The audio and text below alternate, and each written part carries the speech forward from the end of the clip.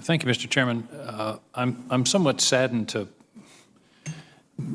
have so much of this hearing taken up with issues about the wall, because I and all members of this committee have been very bipartisan. We've always been very supportive of the military, but there's some questions I feel that I have to ask.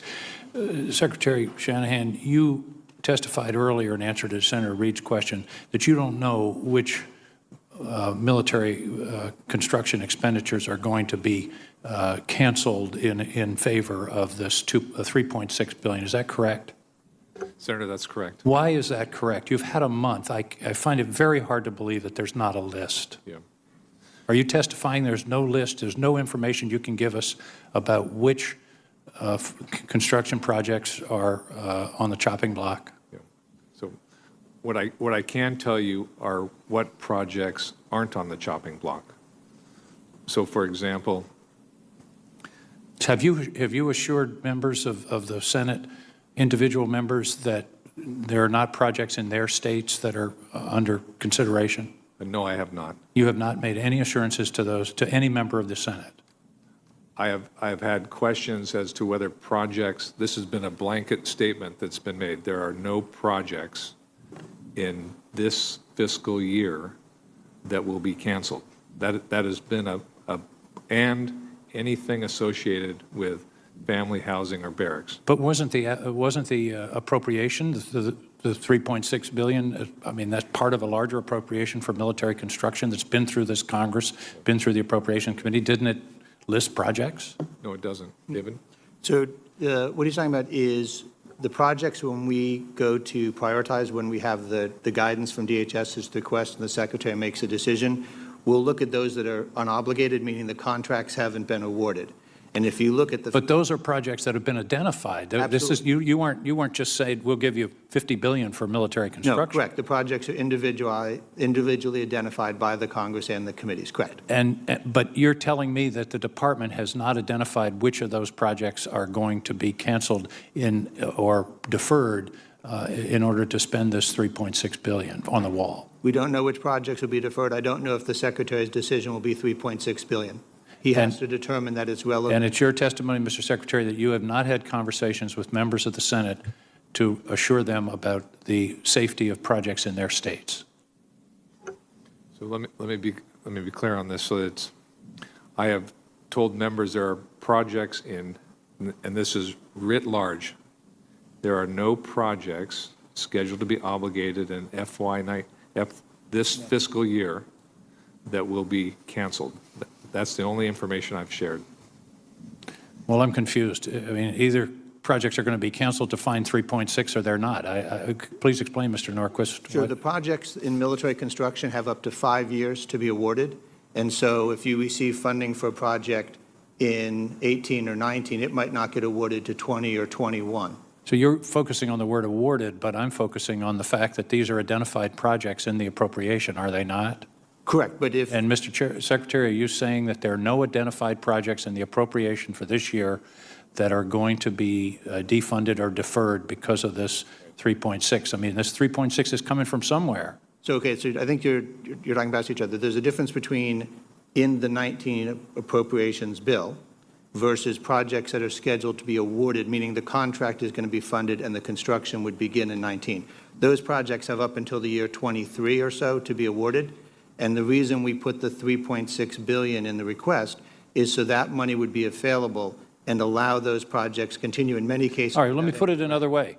I know of projects in New England that were funded in this bill.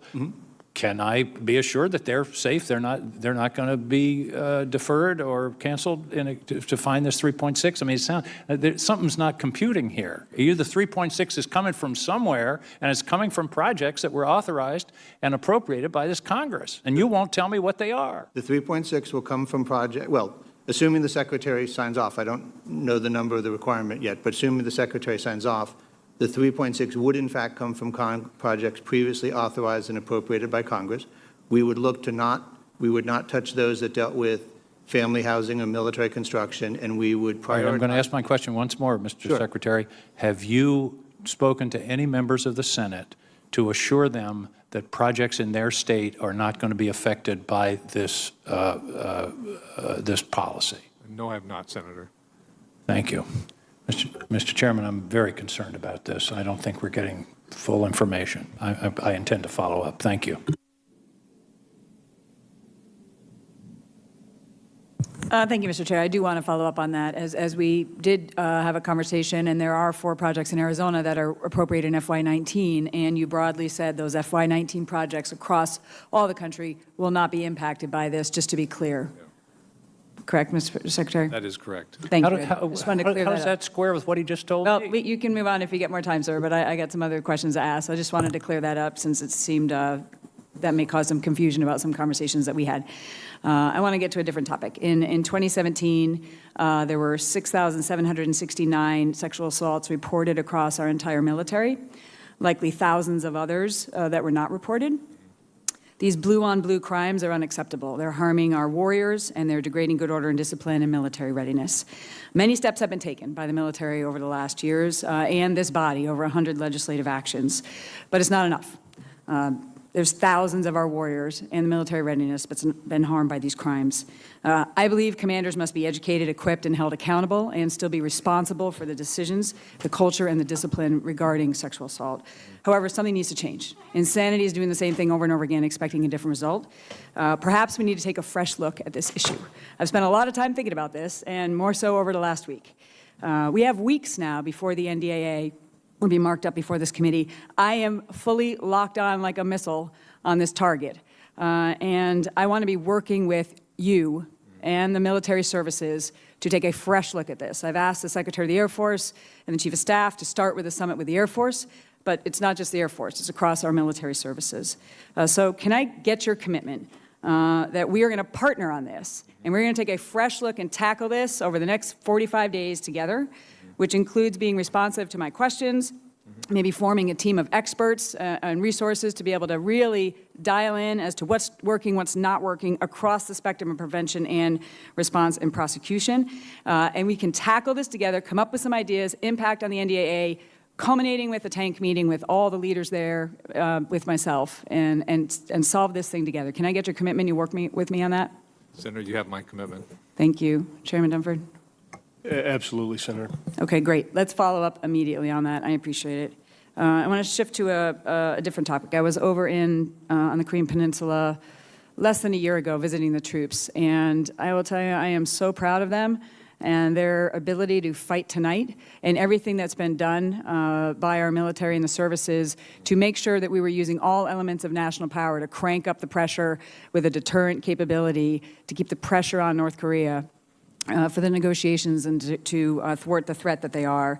I want to get some clarity, Secretary Shanahan, on exercises. As we know, the military exercises every single day. I mean, every day you're going out with your squadron, your unit, and you are making sure that you are ready to fight tonight.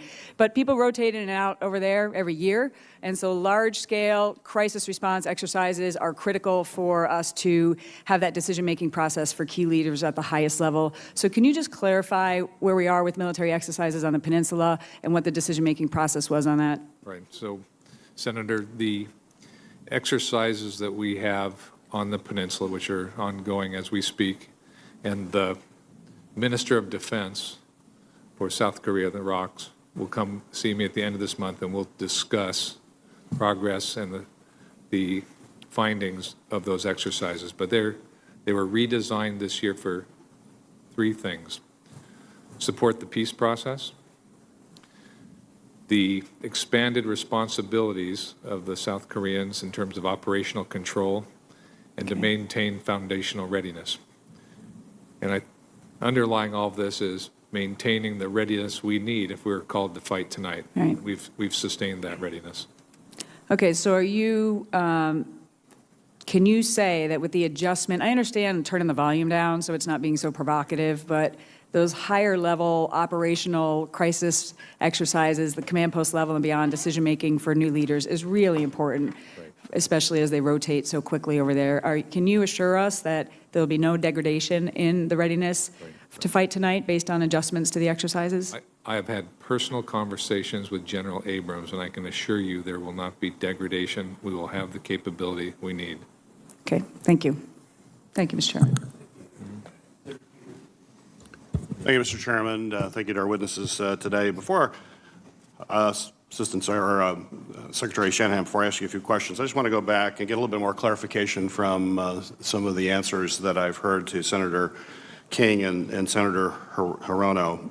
I noticed in the budget there is a line for $9.2 billion for emergency for FY20. Is that $9.2 billion that you're asking Congress to appropriate related to the emergency declaration that the President has made? 7.2 billion of it is, and 2 billion is for hurricane. So you're asking Congress to appoint or to appropriate $7 billion to deal with what the President has declared an emergency. I want to be clear about that. Correct. So the Senate, as you know, will be voting later today on a resolution of disapproval relating to this emergency declaration. Is it safe to say you would revise the request for national emergency funding if a majority of the House and the Senate disapproves of the emergency declaration? I will stick to the budget that we've submitted. But if there's not if we don't approve an emergency declaration, why would you come and ask us for money for an emergency declaration? I will work with this Congress to get the right top line. So you will look at that and revise it if necessary, if we would disapprove it. I'll work with the committee and I'll work with the Congress to get the right top line. Could you describe the department's response to the request for assistance that DHS sent a few weeks ago, and perhaps provide some characterization of the specifics in that request for us? I also serve on the Homeland Security Committee. I think it would be helpful to know. Right. Which request for assistance is this? On the southern border? Is this, yeah, there's been a number of them. Could you characterize what they've been asking for and what your response? Right. You want? Sure. Okay. Senator, I'll take that if you don't mind. The most recent request requested our engineers to reinforce some of the infrastructure along the border, and we also have some soldiers that are supporting the detect and monitor mission by manning cameras that allow Customs and Border Protection to see what activity is ongoing around the border. Those are the two primary tasks, and that's, of course, in addition to the National Guard sustained mission, which provides rotary wing aircraft for surveillance, some logistics support, some planning support, and some intelligence along the border. Thank you. Secretary Shanahan, at your confirmation hearing for the position of Deputy Secretary, I asked you about what was previously known as the third offset that essentially was using technology to improve military tactics and strategy. We had a further conversation about that in my office, and I appreciate that. Your predecessor as Deputy Secretary, Bob Work, championed the initiative and sought out ways to use technology to create and maintain an advantage over our competitors, very similar to what was envisioned in the National Defense Strategy. But now that you've been inside the department, I can ask this question again now as an insider before I asked that prior to your appointment. What is your view on how technology is going to impact warfare? And in particular, give me a sense of how you view the most disruptive technologies to some of our legacy weapon systems that are pretty much ingrained in DOD culture, also tend to be incredibly expensive. But as we're thinking about this budget going forward, that could change very dramatically. Give me your sense and how that is reflected in this budget. Absolutely. And to Bob Work's credit on the third offset, that was the underpinning for many of the concepts that we're requesting funding for this year. So in terms of the four major disruptive capabilities, there's space, missiles, cyber, and autonomy. So take, for example, missiles in answering your question. Low cost, cost imposing, and attritable versus very expensive manned assets. Same can be said, spoken for cyber, all the effects that you can create with cyber. And when we think about the trade in cost in terms of being able to deploy forces versus effects, significant cost imposition.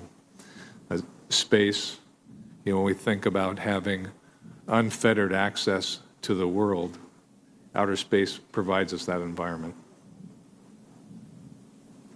So when you're talking about some of, my time is running low, but you're talking about some of this disruptive and autonomy. So when you think about legacy systems of pilots and airplanes and aircraft carriers, things of that nature, all of those things we should be looking at. Absolutely. I mean, when we think about the challenge to find pilots, that challenge goes away. When we think about surface, subsurface, and the capability to build for lower cost, hide and suspend for longer periods of time, these are real enablers, and the cost to support them is significantly less. Thank you. Thank you, Senator Peters. Senator Blackburn. Thank you, Mr. Chairman, and thank you all for being with us today.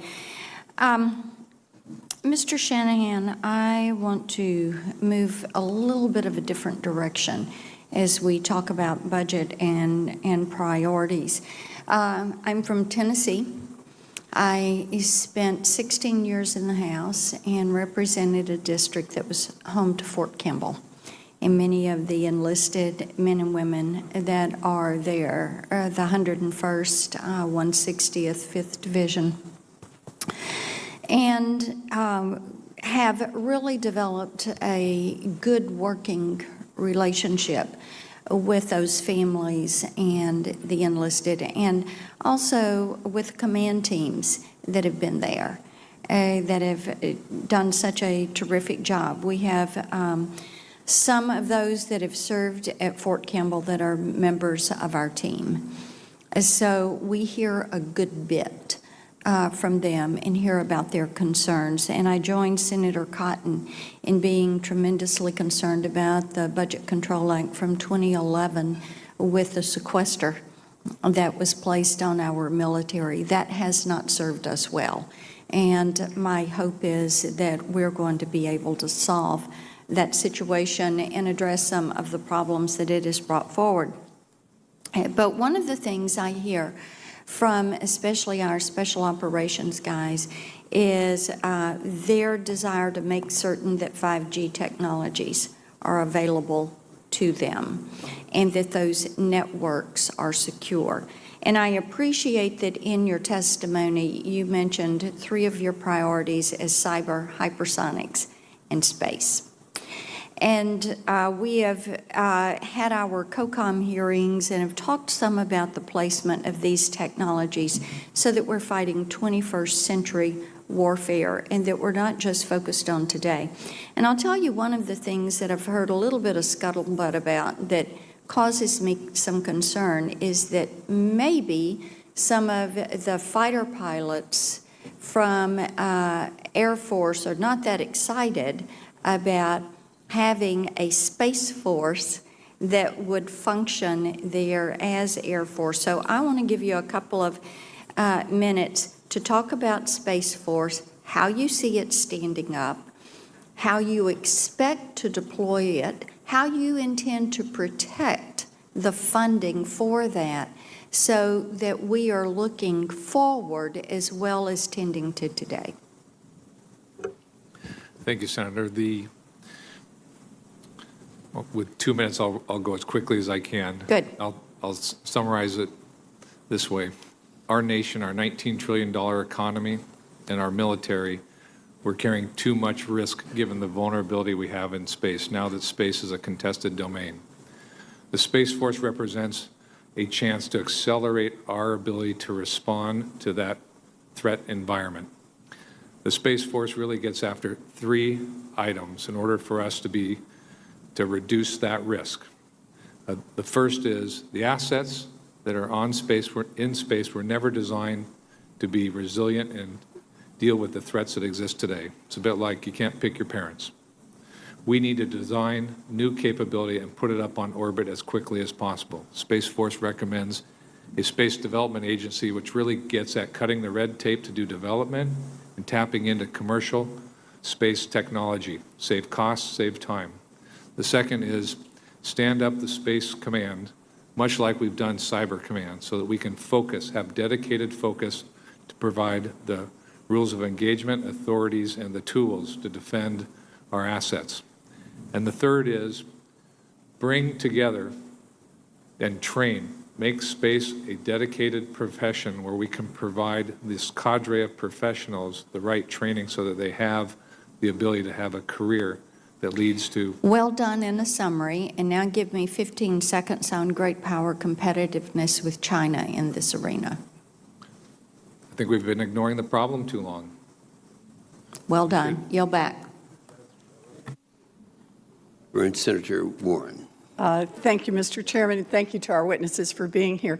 So the administration has submitted a national defense budget request for $750 billion for next year. That is a pretty big number, even by the department's own standards. In fact, the budget rules that govern how much money is available for defense spending is set at $576 billion, which is still a huge sum. But you're requesting $174 billion more than the amount that is allowed by law. $165 billion for the overseas contingency operations, OCO, and another $9 billion for emergency funds for the wall. Now, some of the things in the DOD budget requests seem to me to point in the right direction, more investments in research, for example, and we need to have a much larger conversation about whether these budget caps make sense and how defense and non-defense priorities should stack up. But right now, I just want to dig into how you got your numbers so all of the non-defense budget experts out there can understand the tricks the administration is using to justify skyrocketing defense spending.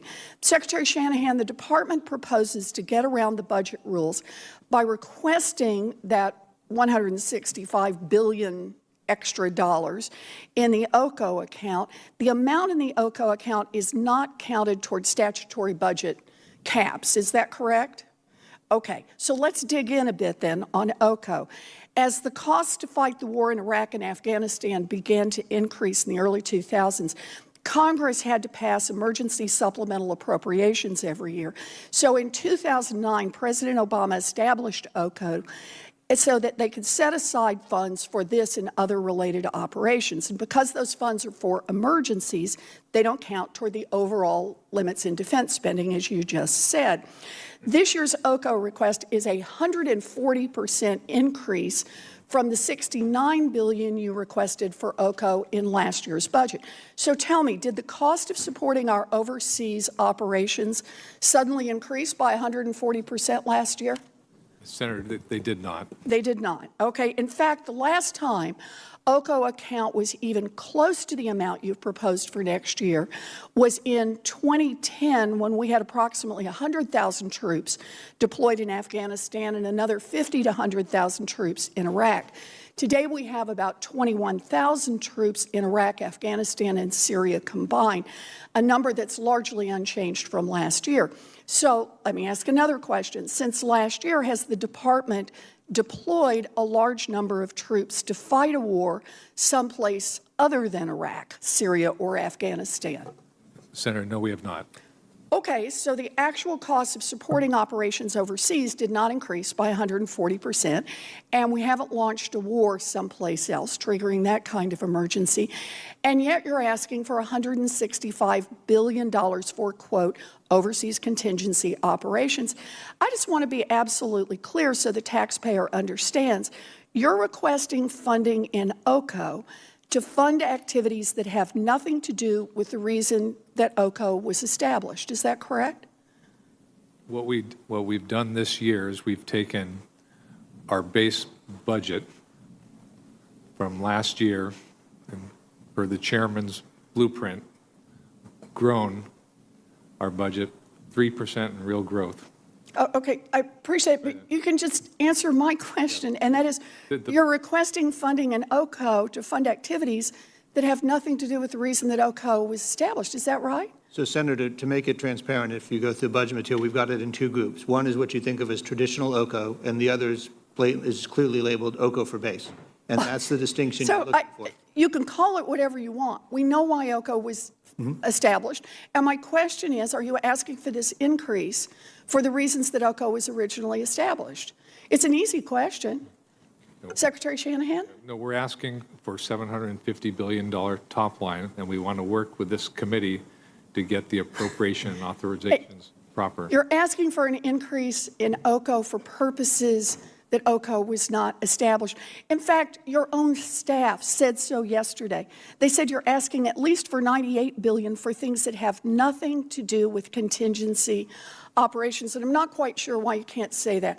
What we're really talking about here is the establishment of a slush fund to hide what's happening with defense spending and get it out from underneath the statutory caps. I think it's time to stop this business of more for the military. And establishing a slush fund like this and saying, oh, because we put it in 2 different accounts, somehow changes the fact, it's just not true. And we just need to be honest with the American people about how much we're spending here. Senator, we have provided in our justification books 100% transparency. There is no slush fund.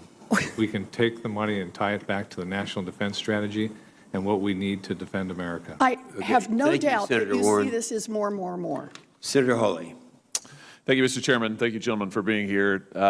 Let me start by saying that, first, a note just about Fort Leonard Wood. I'm looking forward to seeing the budget justification books next week so we can see the details here about the budget itself. I'm anticipating it will include an increase for the Army's chemical school at Fort Leonard Wood in Missouri, my home state. And these are professional soldiers, of course, who train and respond to an adversary's use of chemical weapons on the battlefield. 4 of the 5 threats, I'm struck, called out in the National Defense Strategy have a chemical weapons capability. And by investing in places like Fort Leonard Wood, we ultimately, of course, save lives on the battlefield. So I'm very proud of the work that they do and look forward to the continuing support, the Department's continuing support for their important mission. Let me just shift and ask about our challenge in emerging technologies, cyber and space, in particular China's investment in those areas and our eroding advantage. I was struck, Mr. Secretary, by a comment that you make in your written testimony. You say some U.S. companies have voiced ethical qualms about working with DOD to develop advanced technology, in some cases even terminating relationships, often while continuing to work with China. What are we talking about here? I think we're talking about Google and their support to China and their lack of support to the Department of Defense. So Google has refused to work with the Department of Defense, actually was under contract, weren't they, with the Department of Defense? Tell us about that. Well, they haven't refused. They just have said they're not going to continue to do business with the Department of Defense on certain contracts. But they are doing business in China in a way that benefits, you're saying, our Chinese competitors. Correct. Say more about that. Well, the interesting thing, and this is why this is such an important issue for our country, the fusion of commercial business with military is significant. $5 trillion of their economy is state-owned enterprises. So the technology that is developed in the civil world transfers to the military world. It's a direct pipeline. Not only is there a transfer, there's also systemic theft of U.S. technology that facilitates even faster development of emerging technology. So I just want to make sure that I understand exactly what you're saying. You're telling me that Google, an American company, supposedly, is refusing to work with the Department of Defense, but is doing work in with China, in China, in a way that at least indirectly benefits the Chinese government. Is that correct? I haven't heard the word refuse, but there's a lack of willingness to support DOD programs. General, you're nodding your head. Do you want to weigh in on this?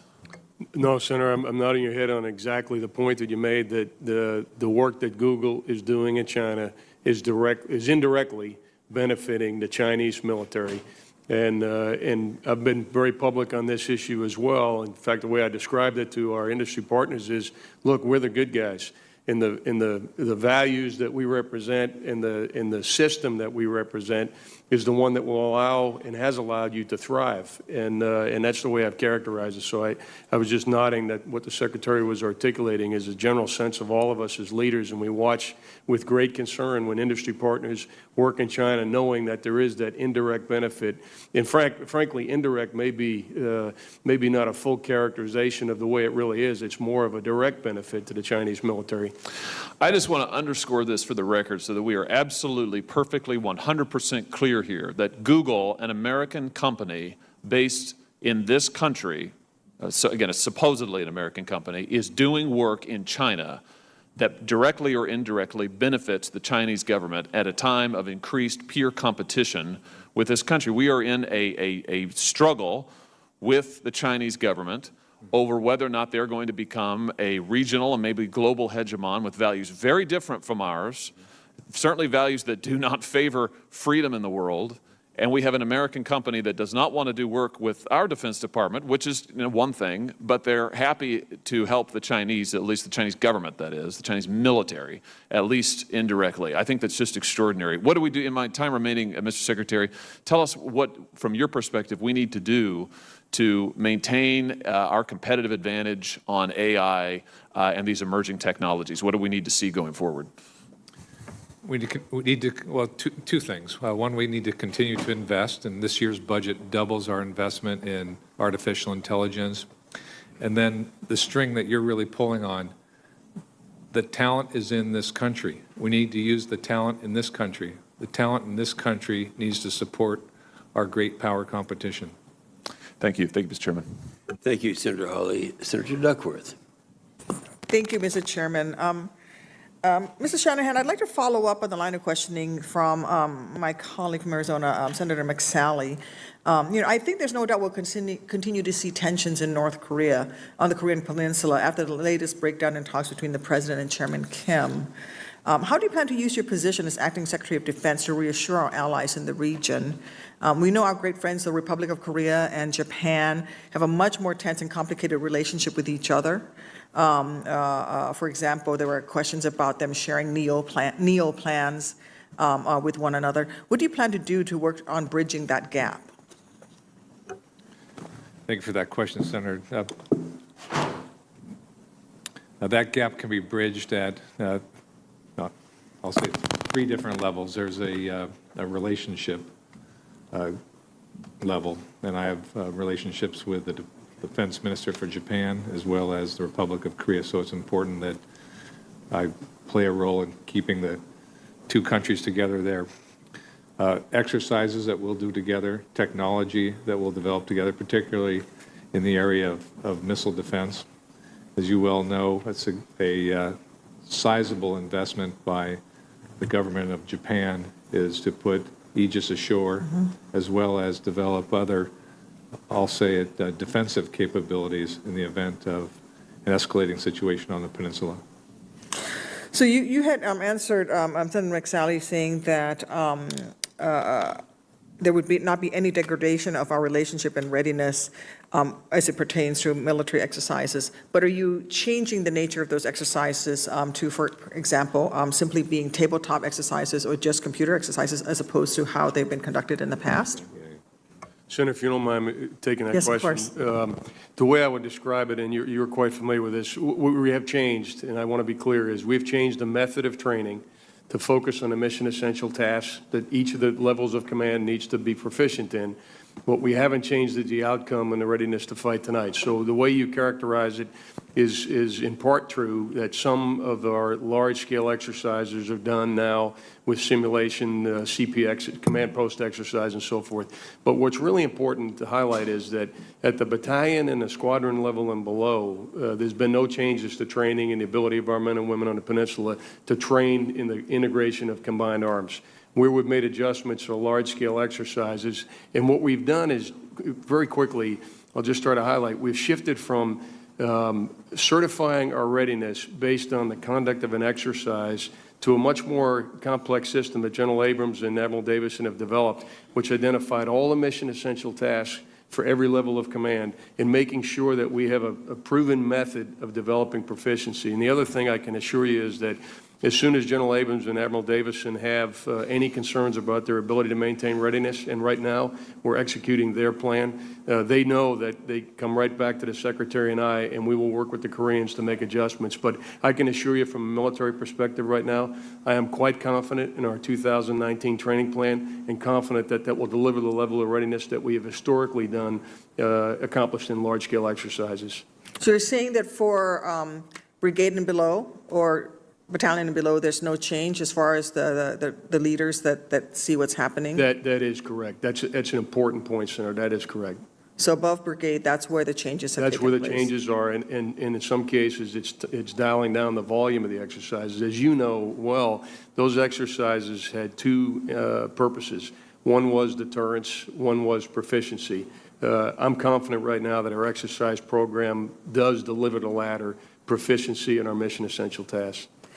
Have those exercises taken into account the role of logistics in sustaining any type of a fight that we would have to engage in? I do think that we focus on what's happening on the peninsula, but sustaining that fight long-term and getting whatever we need, resources there, is a real challenge. The Pacific, as many people, I don't think people realize how vast the Pacific Ocean is. Right. Can you speak a little bit to the logistical challenges? I can. In fact, this past year, we did what we call a Korea Readiness Review, and we played out the first 60 days of a Korean conflict to include the detailed logistics planning that was necessary to support operations for the first 60 days. We, needless to say, learned a lot during that exercise, but our exercises absolutely include the logistics factors associated with our ability to conduct operations. Thank you. Our national defense strategy outlines a shift in primary focus from countering violent extremism to great power competition. As acting secretary, Mr. Shanahan, what specifically do you plan to do in areas perhaps less obviously impacted by either of these priorities, for example, Southcom or AFRICOM? Southcom and AFRICOM are critical in terms of defeating ISIS, dealing with regional threats. The chairman, in his role as the integrated global campaign planner, we make sure that the risk in those areas and the resources required to manage are properly delivered, both to Southcom and AFRICOM. Thank you, Mr. Chairman. Thank you. Senator Kramer. Thank you, Mr. Chairman. Thanks to all of you for your service and for your candor today. Now, as I listened to Senator Fisher talk about and ask about nuclear modernization, I wanted to follow up on that. And then I heard Senator Blackburn talk about Space Force, and I wanted to follow up on that. So I'm going to try to combine the two as quickly as I can because I think there are some similarities. And I'll start with you, Secretary Shanahan. You know, many of the critics of nuclear modernization imply or state emphatically that we can't afford that it's unaffordable, that in fact we had to choose, in essence, between nuclear or conventional modernization. And yet, as I look at the budget historically, and as I look at the budget going forward, I see, for the most part, a peaking of modernization costs for the nuclear force at under 6.5% in year 2029. Can we afford not to do it? I mean, it seems to me that that's a pretty efficient use of deterrence dollars, and I'd just like to hear you elaborate a little bit on whether we can afford it. I'll ask David to talk about the affordability, but as our competitors are building up their nuclear capabilities, this is setting aside budget, as our competitors are building up their nuclear capability or modernizing, we should not unilaterally disarm. I think we have to start there. In terms of the timing of the budget, David, maybe you could speak to that. So, Senator, the numbers you used are correct. The peak is about 6.5%. When you realize that in normal maintenance runs 3%, right? That increase for the amount of peace and stability that deterrent provides us against what is probably the most catastrophic threat we can face, I think is a reasonable and sound approach, and something that you'd want to be very careful about changing because of the stability that it provides globally and for the safety of the American people. Okay, so then let's move to space, because I think I have a similar line of questioning as it relates to the affordability of it. I understand concerns. It's easy to see why somebody that has a particular system within the Air Force might feel threatened by a competing for limited dollars. And Secretary Shanahan, I think you've referenced it, at least to some degree, and I'd like to have you elaborate even a little more on On the efficiencies that can be found, clearly space is a realm that we're competing in. Clearly, we need to probably ramp up some of our capabilities there, as you pointed out earlier. We can't pick our parents. The resiliency isn't what it needs to be, and yet. Maybe you could speak to, and maybe this would be a good one for the comptroller as well, to the efficiencies that will be found in the process of creating a Space Force as a sixth branch. I think on the efficiency side, and I've had conversations with Senator Reid on this subject, and many in Congress are experts in this area. We can't build a bureaucracy. Mm-hmm. In standing up the Space Force, we have a chance to build it from the bottom up. I think we'll build a bureaucracy if we build it from the top down. So it's an opportunity to build it correctly. The biggest effort needs to be at retiring the risk. We're too vulnerable. And, it's a little bit like the nuclear conversation. I actually think it's going to cost us less. I mean, I've had lots of arguments about whether that's true or not. I think at the end of the day, what we hear quite a bit is this is change versus the status quo. This is a fundamental structural change. But in that structural change, we'll get after reducing our vulnerability, and I really believe at the end of the day have more capability and more money in terms of we won't have spent as much. Well, and maybe speak a little bit to the realigning of existing space programs as part of that efficiency, if that makes sense. Yeah, no, absolutely. When we talk about standing up a new service, this is a very small service. You think about 15 to 18,000 people, so it's really not about a large group being consolidated. This is really talking about how do you consolidate development efforts within the department. So how do we take what's being done? The Army is going to undertake a brand new modernization program. Mm-hmm. How do we combine that with work going on in the Air Force, with what's going on in the Navy, and then integrate it into all the combatant commands? This is really about doing it at a DOD level, and these are like once-in-a-generation opportunities. Since we must address the contested environment, and we're going to make significant changes, why not do it at an integrated level for the department instead of, in each service? Mm-hmm. Well, your answers were as efficient as I expect the Space Force to be. Thank you very much. Thank you.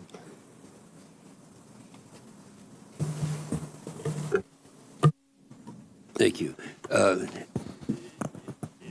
The minority leader had a question and has a scheduling problem, so let's go ahead and recognize him, then we'll get to the rest of them if that's acceptable. Thank you, Mr. Chairman. You're very gracious. I appreciate it. I'm trying to clarify the debate that Senator King initiated about projects at risk, and I'm going to take the really, really dangerous path for social scientists to try to break it down into simple numbers, particularly dealing with an engineer and a numbers person. And bear with me. Let's say X equals the authorized MILCON for the last 5 years. That's the universe. Y equals the unobligated MILCON project after September 30th of this year. X minus Y, or Z, equals those projects that are at risk of being captured for the wall, with some limited exceptions. No public housing, et cetera. You know what that Z is right now. You have the list. Is that correct, Mr. Chairman? You have the ability to create the list. Let me make sure I understand what Z is. I'm going to look at my friend here. Okay. Okay. So Z is, go ahead. Go ahead. We know what that universe of projects is. If the question is, what is the universe of either unobligated projects or unobligated projects after a certain date? Those are things that can be generated, yes. Exactly. And those projects, with the exceptions you've mentioned, family housing and some others, are all subject to being taken away to fund this wall. They might not all be taken, but they are the projects at risk, correct? That's the pool. I would like that list today, Mr. Secretary. Sure. Thank you very much. Absolutely. So we'll be waiting. I'll be my fingers, and we'll have that list. So everyone will know is that what project they have to worry about going forward. Okay. Is that it? No, thank you for the clarification. That's the deal? Yeah, that's the deal. Thank you, Mr. Chairman. Thank you. Senator Heinrich. Can I assume that there are congressionally appropriated FY19 projects that received military construction funding that are going to be in that list? Okay. 5-year monies? Because they're 5-year monies, yes. Yeah, I can't tell you, Mr. Chairman, how inappropriate I think that is.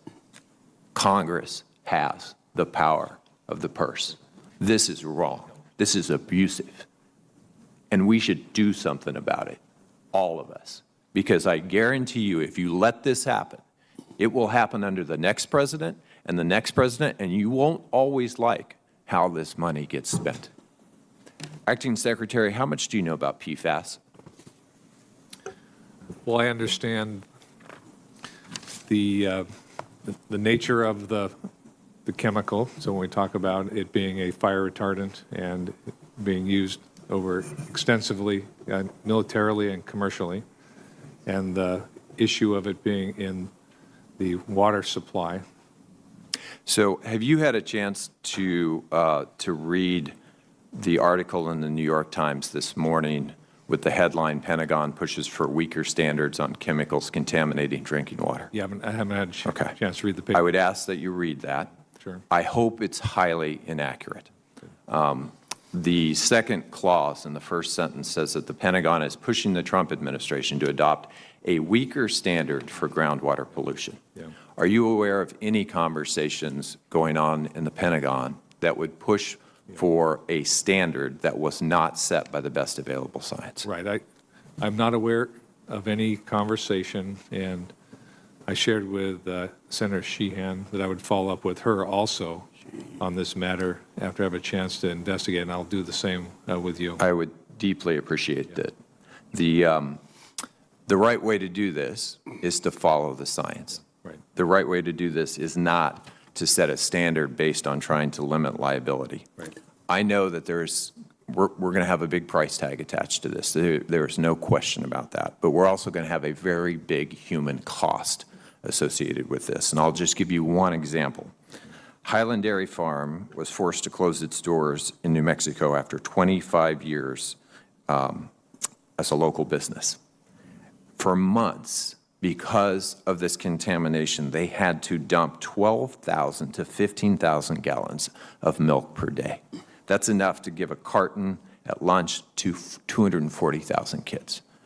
That is one example of how this is impacting the communities that have been enthusiastic about hosting our Air Force and other military establishments.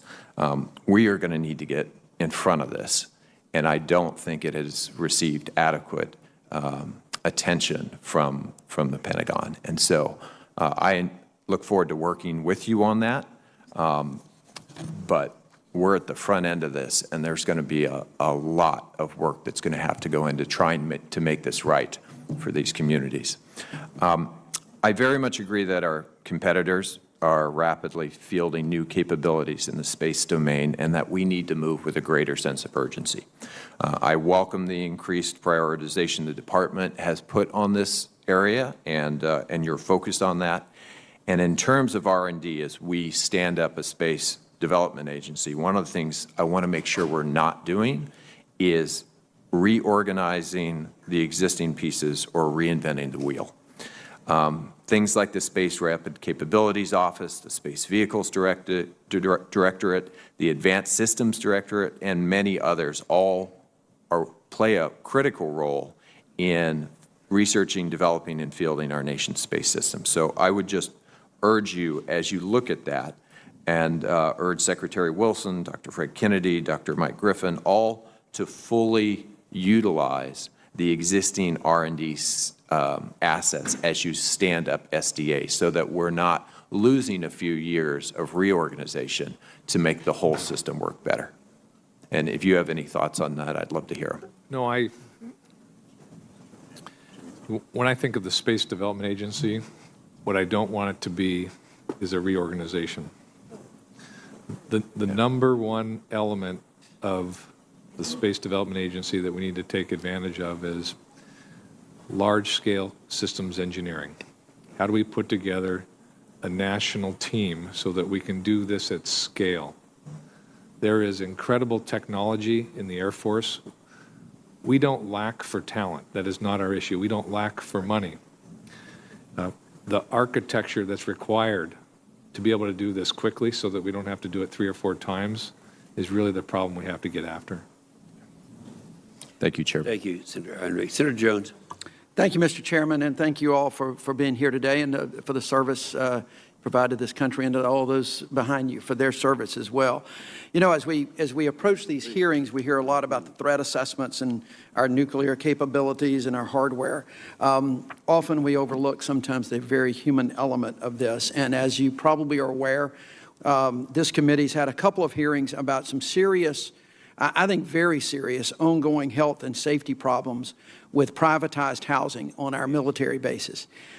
Some of those have occurred in my state at Maxwell Air Force Base and at Fort Rucker. And I did not notice any language in either of your statements on this particular topic. Not surprising. I'm not criticizing that. But I would be interested in hearing your thoughts on these issues and whether or not any of these issues are going to be resolved through the budget that you're proposing this year. And I'll ask it to Secretary Shanahan and General Dunford. Yeah, I think so all the rest of them. maybe I'll just start out with, I don't think anyone else it's an embarrassment where we are, so I'm not going to defend anything. It's a leadership failure. Once we get past that, it's what are we going to do about it? I've had considerable interactions with the service secretaries, and they've assured me for the time being they'd like to run with the lead to address the problem. But the conversations I've had with them are like this. It's okay if we identify the problem. Let's make sure we put the resources that are required to be responsive in place. That's what I intend to follow up on. And the second piece is we can't fall into this hole again. So what is the enduring issue? But for the families that are in these, the service members and their families, we need to rapidly address the problem. Let's make sure the resources are put in place. General? Senator, I agree with the characterization of the problem, the Secretary's comments about the sense of embarrassment, about the conditions that we found recently in family housing.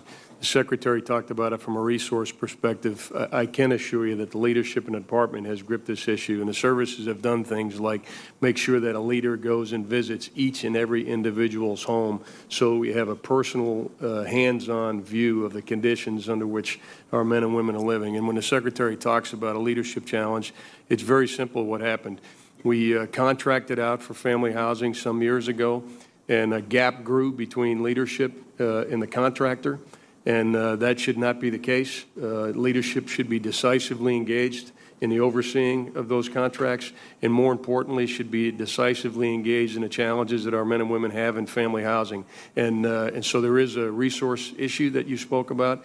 There is a human element to it, which is the men and women in those houses, but there's also the important leadership point that the Secretary mentioned, and that is making sure that our leaders are, in fact, decisively engaged in all aspects of our men and women's lives, in particular the housing. Great. Thank you both. And the resources, I'm assuming, are talking about our military and the various leaders on the bases getting to the bottom of this and trying to correct it. But I'm hoping that the resources to actually correct these problems are going to be borne by these companies who are making the profits. And that's my concern, is we'll identify the issues, and then we'll say we'll fix them, but it'll take too long. We need to fix them quickly, and if it means getting extra resources, these companies, they need to find a way to do that. All right, thank you. There's nothing in the budget, though, that we're looking at to budget to actually fix the resources as opposed to first looking to the contractors. Would that be fair?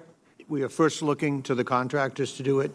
We have resources in the budget should the committee want to address additional things, but the contractors are the one responsible for delivering the service at the rate they were funded. All right, great. Secretary Shanahan, I'm really interested in additional funding in the budget for hypersonics and directed energy programs. A lot of that work is going on in my state up in Huntsville. Are you anticipating any new programs or more funding for existing programs in those areas? Well, this budget has a sizable increase in hypersonics, and then we continue to double down on directed energy. Most of the focus in directed energy is to get a form factor so we can operationally deploy these concepts. But you'll continue to see more and more funding going towards these technologies. Great. Well, thank you very much. Mr. Chairman, thank you very much for the time. Senator Jones, Senator Wicker. Thank you very much. General Dunford, thank you so much for being here, and thanks for dropping by and chatting with us the other day at my office. Let me ask you about LHAs and LPDs. There's pressure to build a fleet better able to face Chinese and Russian precision missiles.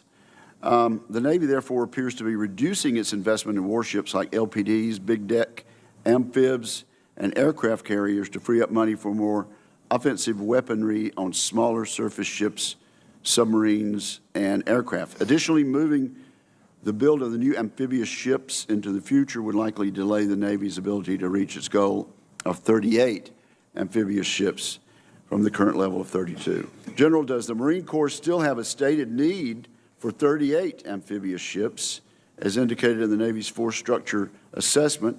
How many amphibs do we have in the inventory today? And do you foresee eliminating Marine Corps core mission of amphibious operations at any point in the near future? Senator, the requirement you identified of 38 is still a requirement. I went back after our conversation to just check to make sure what the facts were. The requirement is 38. The 355 ship program of record that was submitted last year, I think they work on minor adjustments, but there's still a cardinal direction of the Navy. And the issue with the amphib ships inside of this program was an issue of sequencing. The Navy put a higher priority on other platforms during this period of time, but did not walk away from the requirement or the long-term plan to have those ships in place. Now, in terms of facing the Chinese and Russian threat, just inform the public through the mechanism of this hearing how the amphibs fit into that.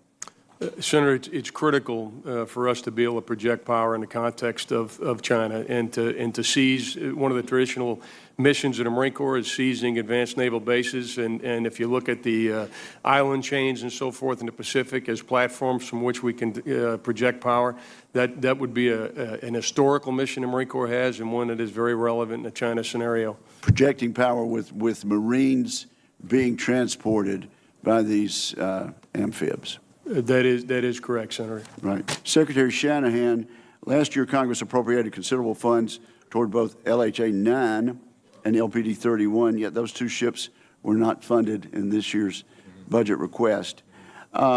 We just heard General Dunford's answer. So why did the department withhold funding for LHA 9 and LPD 31 in this year's budget?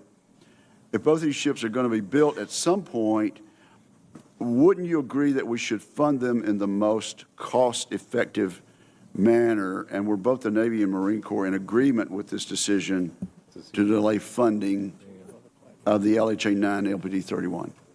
Yeah, Senator, what I recall in the development of the plan, it was a sequencing, not a requirement issue.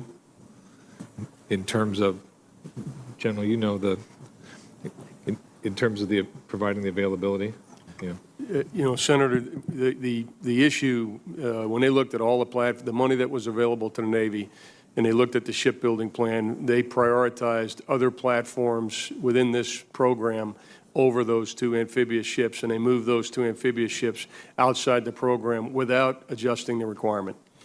Okay, so the requirement's there, but the subpart of my question about the efficiency of building them in the most cost-effective and efficient manner. Would you, either of you care to comment on that? Wouldn't it make sense to do it in the most efficient manner? It would. And what has been proposed is not necessarily that, is it? I can't speak to the specific. Could you, General Dunford? Not with regard to what the difference would be in the cost of the ship or the efficiency within the program as opposed to outside the program. I can't talk to that, Senator, but we could get back to you on that specific question. Okay. Thank you very much. Appreciate it. Thank you, Senator. Senator. Yeah. Senator Manchin, I believe. He was here. Yeah. Senator Manchin. Thank you, Mr. Chairman, and thank all of you. I'm so sorry. sometimes we get shortchanged here, and we have to go to different meetings, and I'm handling an energy meeting now, but I just want to thank you all so much. And so Secretary Shanahan, as you know, state-owned National Guard facilities that cause PFAS contamination do not have access to defense environmental restoration dollars like active duty bases do. And Senator Gillibrand had a situation similar to what I had in Martinsburg, and I think you're familiar with both of those. So I think my question would be, National Guard units use the same firefighting foam that the active components use. The training is often the same. It makes no sense for the National Guard to not have access to these dollars. So would you be supportive of a similar amendment this year if we could get access to them? Yes, I would. Okay. And you've been brought up to speed on that.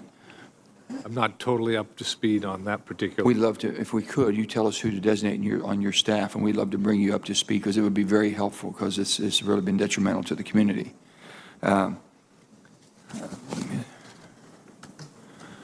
The President's budget request is something I wanted to go over. The combination of emergency fund as well as other budget shell games gave us an $8.6 billion. And I think you all might have touched on this. What we're looking at is a holistic approach of how we're able to secure our border and really the immigration challenges we have. Do you all know how many of the, maybe you have this, as far as the DACA, some DACA children that are involved in the military? Do you have any idea? It would be helpful to us if we could find out how many of these young people are participating in defending our country that are asking to be considered as being available to be a citizen of our country. I think it would be quite appropriate for us to be able to know that.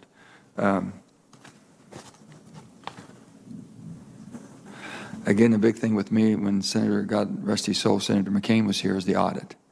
And you might have touched on this, and a question might have been asked if there's something on the audit that you can give me an update on where we are, what your intentions are, and how we can get a complete audit of the Department of Defense would be very, very, very helpful. Senator, I'm always happy to give an update on the audit for you. Okay. So we've completed the first-year audit. We received over 2,300 findings. We have corrective action plans that each of the services are developing to address those. The major areas of focus this year are particularly inventory, information, technology, and real property. Those services will be executing those. The auditors have already started the second audit. They don't wait. They come right back and begin the next year. They'll be testing the progress on those, and I think we do twice-a-year updates to the committee staff, and we expect the reports to be completed and delivered to us on the second-year audit on November 15th. The other thing I need to know and have more information, whoever would be responsible for, is the procurement. How the procurements we handle, the change has been made in procuring. You know, all the different types of anecdotes and jokes have been made about how we buy things and what we pay for things and things of that sort. I like to be able to go back to the citizens of West Virginia and say that we are investing the money properly. They have total support, and they have given total support for the military. They want to make sure that we're using their resources in the most prudent way.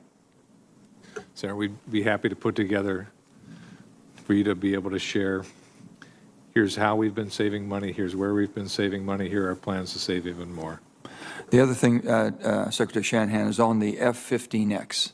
If you could explain to me a little bit about that. If the experts in the air combat and the Air Force didn't identify a need for the F-15X, then what does OSD know that the Air Force doesn't about the future threat environment? No. Yeah, let me address that. So my responsibility in pulling together the budget is to make sure we identify what are the threats and campaigns that we need to structure, develop, do force design and force development. Mm-hmm. The services, the joint staff, and the cost assessment and performance evaluation organizations then do the analysis. So I'd ask the chairman on what the recommendation in terms of mix of tactical aircraft. Senator, I spoke at length with the Chief of Staff of the Air Force and others on this issue, and so I can give you the framework for making a decision. Sure. First, the primary aircraft of the future for the Air Force is the F-35, and they're not walking back off that program or the importance of the F-35 program. But as they looked over the next several years, they had two problems. They had one capability represented by the fifth-generation aircraft, the F-35, and then they had a capacity issue, both numbers of aircraft plus the amount of ordnance that could be carried by those aircraft. And then they had the F-15C, which was aging out in the 2027, 2028 period. So within the next 5 or 10 years, the best solution was to go to the F-15, it's called EX platform, to backfill the F-15. Eventually, we'll get to an all F-35 program, but from both a cost perspective and a capacity perspective, this particular mix of aircraft to the near term was determined to be the right mix of aircraft. So again, not walking off the 5th generation, but the near term need that combination of a 4th generation and a 5th generation to generate capacity. And I would add that the F-15X is slightly less expensive for procurement than the F-35, but it's more than 50% cheaper to operate over time, and it has twice as many hours in terms of how long it lasts. Thank you, Senator Manchin. Senator Kane.